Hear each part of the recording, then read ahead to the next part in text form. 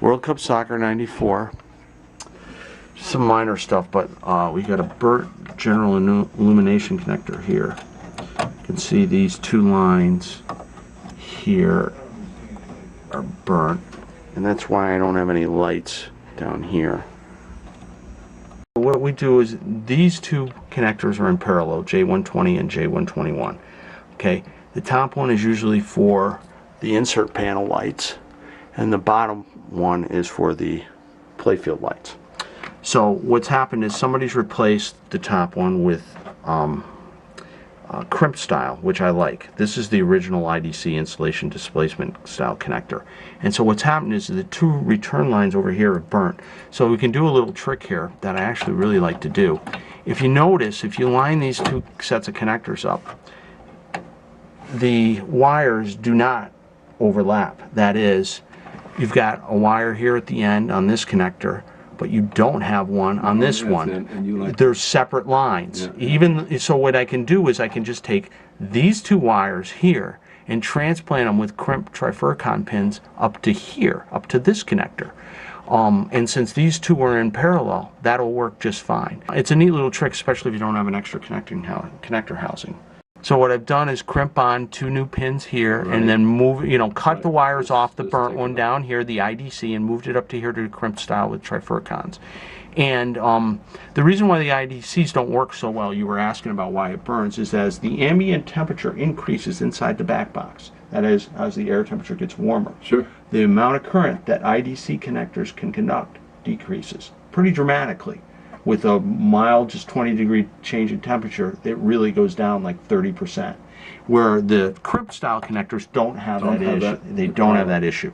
So, and then there's another trick we're going to do to make it draw even less current. See, now you got the lights down here and underneath the slingshots. This is general illumination. So the other trick is to go into what is it? Adjustments, standard, and then go to power save mode. Set that to 4. And then go to GI power saver from 15 minutes down to 2 minutes. And this will dramatically increase the life of the connectors. And I always set minimum volume over IDS. And so what that does is after 2 minutes, the game will auto dim. You'll see it. It'll actually was 15. Yeah, it was 15, and the level wasn't even that high. So you'll see it after a couple minutes. You'll actually see the lights will actually dim themselves, and that'll draw less current, and the connectors will last longer. And they'll stay dimmed until you activate? Until you start a game. Okay.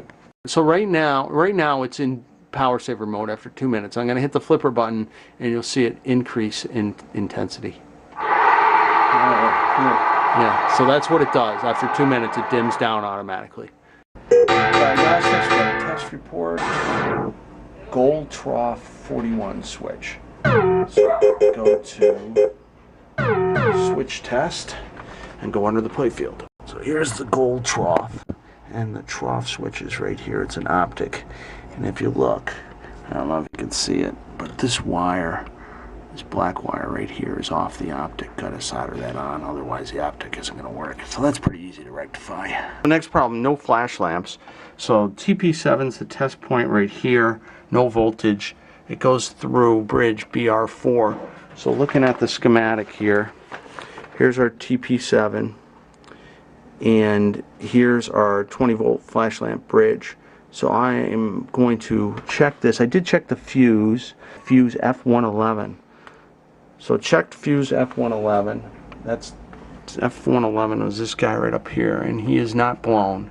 So he's still not out of the voltage. So I suspect maybe the bridge rectifier just went open. So we're going to check that. BR4 right here. And if I test it, it's hard to do with one hand. I will try. But right here I should get 0.4 on the meter, and I got nothing. So the bridge is open. So the bridge is bad. And just as comparison, I can go over to BR3 and do the same test, and you can see that's the reading I should be getting. So in fact, this bridge right here, BR4, has gone open, and that's why the flash lamps don't work. Okay, got the new bridge installed. Go up to TP7, put my meter on it, and you can see I got 19 volts, which is perfect for the flasher voltage. And then I put the game into lamp and flasher test, my favorite test, and you can see I now have flash lamps flashing all up and down the playfield. Looks like I got a bad bulb here. I'll have to replace that one. Okay, on this flasher that didn't work, you can see the black mark right on the leads.